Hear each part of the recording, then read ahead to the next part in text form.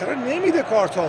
همینجا گرفت تا چرخون دور سر بازیکن‌ها. آخر صدا میکنه الی اندرسون و کارت زرد هم بهش نشون میده.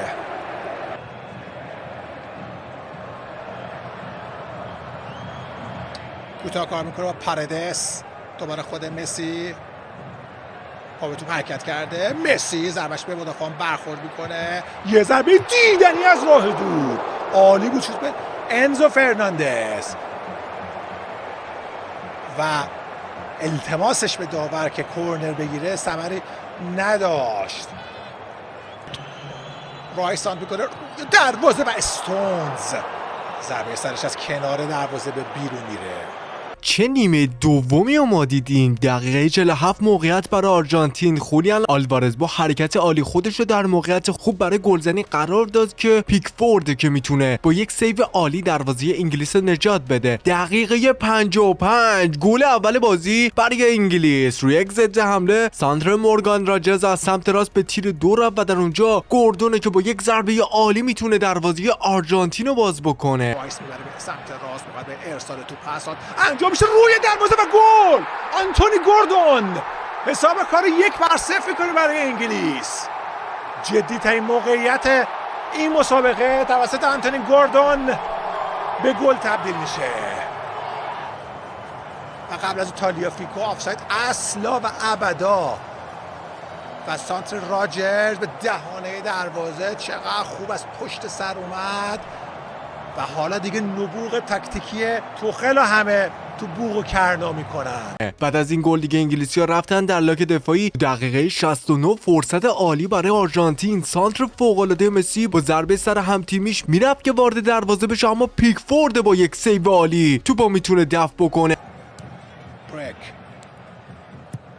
دوباره توپ ارسال میشه روی دروازه، یک ضربه سر، یه فوق واکنش از جردن پیکفورد. انگلیس رو نگه میداره در این مسابقه. هر دفعه یه توپ میگیره میگه آقا وقت هایدرشن بریک و چه توپی در آورد. 76 توپ به تیر دروازه انگلیس برخورد میکنه. سانتر عالی دیپولو مک آلیستر با ضربه سر به تیرک عمودی دروازه میکوبن. چقدر موقعیت از دست دادن تو این بازی آرژانتینیا. کلا سر تا پا حمله شدن، خیلی دیگه عقب دارن میشینن انگلیسیا و یکم بعد از مصر به نظرم درس بگیره مقابل این آرژانتین. اصلا نباید این شکلی دفاع بکنه. و بله 85 گل برای آرژانتین.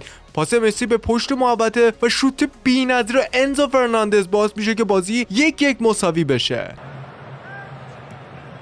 پشت محوطه جریمه یه ضربه از راه دور و گل مساوی رو میزنه آرژانتین. انزو فرناندز 1-1 میکنه حساب کارو. یه ضربه دیدنی از پشت محوطه جریمه. کلا کار انزو زدن گل در دقایق پایانی مسابقات هست. 1-1 مساوی. چندین و چند بار شوت زد، تو چارچوب نبودم. میگه تشویق کنید، بذارید بشنوم.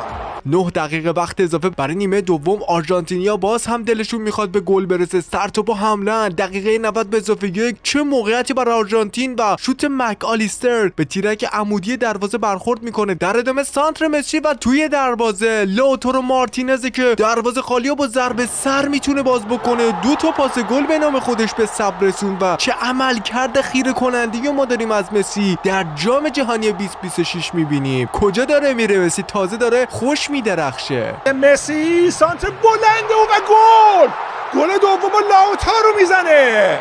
2-1 برای آرژانتین. چه فوتبالی، چه انتقامی دارن میگیرن، چه بلایی دارن میارن سر انگلیس. و سوت پایان این بازی آرژانتین باز هم به فینال جام جهانی صعود میکنه. اصلا تیمی نیستن که در نیمه نهایی بخوان شکست بخورن. اینا قاب عجیب از مسی که شباهت بسیار زیبایی از بازی مارادونا با انگلیس در سال 1986 داره. هیچ انتقامی هم قرار نیست رخ بده و باز هم این آرژانتینی که انگلیسی‌ها رو میتونه ببره و واقعا مسی مهار ناپذیره. من که خودم فن رونالدو ام، واقعا الان حرفی دیگه واسه گفتن ندارم.